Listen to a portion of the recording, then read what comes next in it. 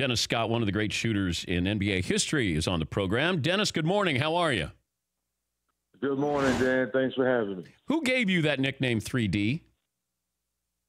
Paul Porter, back down in Orlando. It was the first game I had preseason. I made 3 threes in 3 minutes in my first preseason game. And he goes, 3D. And I look over at him. I said, oh, wait a minute. I kind of like that. It's great.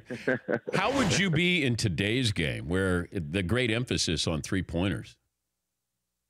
It would be crazy, Dan, because I remember going to Georgia Tech and the first couple of days in practice, Bobby Crimmon's like, hey, I know you can shoot the three, but really want to use your size. And the first situation, transition, Noodles Neals, if y'all remember that name, Craig Neal passes the ball to me on the wing, and I let it fly from the hash mark, and it goes in. And Coach Crimmon goes, oh, no. Oh, good shot. Coach, I can make this. I can make this shot, Coach, and the rest is history. Yeah.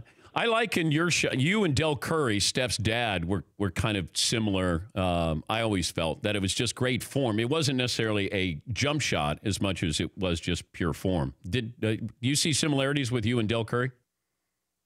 Yes, I think Del Curry's release was quicker than mine. I always tell people that Del Curry is one of the quickest releases I've ever seen. I throw Dan Marley in there. But I think what I always tease, another guy like Glenn Rice, I had a conversation with him today about, us playing today's game and the way the three-point shooters shot has been able to be used so freely. But I think with me, Dan, what caught people off guard is I would shoot with so much range. And I think that's how it would fit in today, because we always talk about so much spacing on the floor. Yeah. That's how I could help today's game. Okay, you can't take the shot, but you got to pick somebody. Game 7, you are down by 2, and you got a 3 to win it. All time. Who's taking the 3 for you? Oh, my goodness. I think I have to go with Jesus Shuttlesworth, Ray Allen. Yeah, well, can't go wrong with that. I tell people, if you're going to teach your kid, your son or daughter to shoot, it wouldn't be bad to start with Ray Ray. I think that might be the purest looking jump shot I ever saw. No, he has one of those pure shots. I throw Allen Houston in there. I would say he had one of those picture-perfect forms. So it's a lot of guys we kind of forget about. Dan, you know this because you've been watching the game for a long time. But it's good for guys like me that now the game's coming back pure of being able to knock down a wide-open jump shot. You can find yourself in basketball somewhere. All right. You need to pick which bandwagon you're going to be on the rest of the playoffs, Dennis. You're either on the Sixers bandwagon or the Pelicans. Ooh, Dan, you hit me with good stuff this morning. I think at the end of the day, I have to say Philadelphia, because it's all about the process. We've been waiting so long. When will Ben Simmons live up to all the hype? Will Embiid play and stay unselfish? The way he played the other night in Miami was incredible. I mean, their bench togetherness, the way they share the basketball, I think I have to go with the Sixers. Watching the Pelicans, that's the biggest surprise so far. I'm not surprised Indiana is playing Cleveland tough. Not surprised at all. I'm really surprised the Pelicans are up 3-0 on Portland. How about you? That's a great point, Dan, because Drew Holiday is the key. Yeah. He's the guy we're like, wait a minute, is this the guy that got that $128 million a few years ago and everyone squawked at it? Now all those people are quiet because now, arguably, he's first team, second team, all defense. He will get some votes for most improved player because now he's healthy like he talks about. Anthony Davis, we already know that. Rondo reminds us how good Rondo was last playoff game, remember, against Chicago before he broke his hand. So we're not shocked at that. It's all about Drew Holiday. Talking to Dennis Scott, former NBA gunner. And wait, that's not fair to call you a gunner, right? Is that a compliment? Okay, I'm used to it now. But you weren't a gunner. A compliment in today's game. Yeah, you can be a gunner, and it's a good thing. All right, you were there in Orlando, Shaq's rookie year. Is that right? Yes. Okay. Yes. Give me a young Shaq story. A young Shaq story would be on the basketball court. People have to remember Shaq used to love to run the floor and catch the alley-oops and block shots. When Shaq got to L.A., that's when he became that prolific scorer, as we came to know. Shaq is the biggest prankster that you would ever know.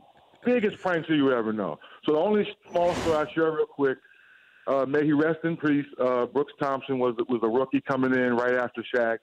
And Shaq would, kind of take some Flexall, some icy hot and then he would put it in his socks, and the next thing you know, Brooks would run down the court and say, man, my feet are on fire. What the heck is going on? And then he would take off his shoe and smell it, and then he would smell the icy hot, and then he would go crazy. And I said, Shaq did it.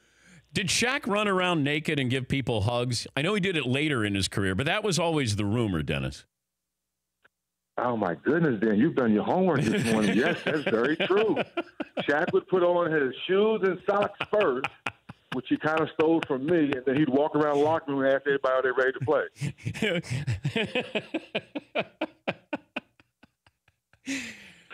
Crazy. The young Shaq was super crazy, but that's always been his personality. So him now, as a retired player, doing TV, being social on social media, that's who he is. But could you imagine Shaq with social media, Dennis? Like he'd be like Embiid is really entertaining, but imagine Shaq with being able to tweet and oh my goodness. We were talking to some people down in Orlando, the marketing department, and just remembering those first 3 years and with the things that Shaq brought to us. There's no way that we might have gotten in trouble. We might not have gotten in trouble. Depends. Did you ever get yelled at by Jordan or Bird? Bird was the only one that really kind of, in his soft-spoken way, when we talk about guys talking trash. Yeah. Hey, Rook, good to see you. Hey, great college career. I'm going to catch the ball. I'm going to pump fake. You're going to reach for it. You're going to get fouled. 2 tweets, you're going to have a seat. Lo and behold, Dan, he catches the ball. He pump fakes. I go for it. I reach. First foul. I come down court. Scott Skiles kicks me the ball. I shoot a 3. In your face, Larry Legend. Yes, I'm feeling good, Dan. He catches the ball again, catches it. My dumb self reaches for it again.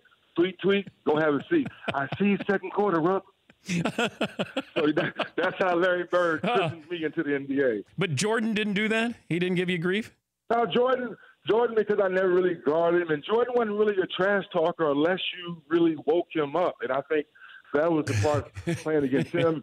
Having Shaq, having Penny, having Nick Anderson. When you have a good team, you just go out there and play and leave Jordan alone. I try to tell people who didn't see Penny Hardaway what Penny could have been. Oh, my goodness. Right? I mean, I just think he was one of those rare talents, and we never got to see the full potential there. How great do you think Penny Hardaway could have been? I always tell people special, because when you have freak of nature athletic ability, that's what separates you on one level. And then when you throw the intellect and the IQ for the game, that's what takes you over the hill. And that's what made Penny so special after the injuries, that because he knew the game so well, and he was such a great passer, he always made people around him better. But to your question, he would do things in practice, Dan, and to your listeners, the first couple of years, Brian Hill would call timeout because he didn't believe what he saw. And he would go over to the coaching staff and say, did y'all just see that? Let's go. Y'all have a water break. I don't know what y'all just did. Y'all go sit down and catch your breath and go shoot some free throws.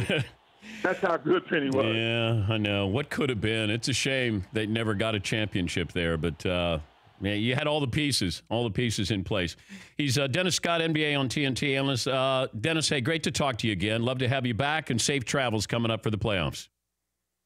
Thanks for having me. I also want to say I'm super happy for the people in Memphis that they hired Penny Hardaway as the head coach, and I think they have big things coming for them. Thanks for having me, Dan. Thank you, Dennis. For more Dan Patrick Show, tune to Audience Channel 239 on DirecTV or download the Dan Patrick Show app.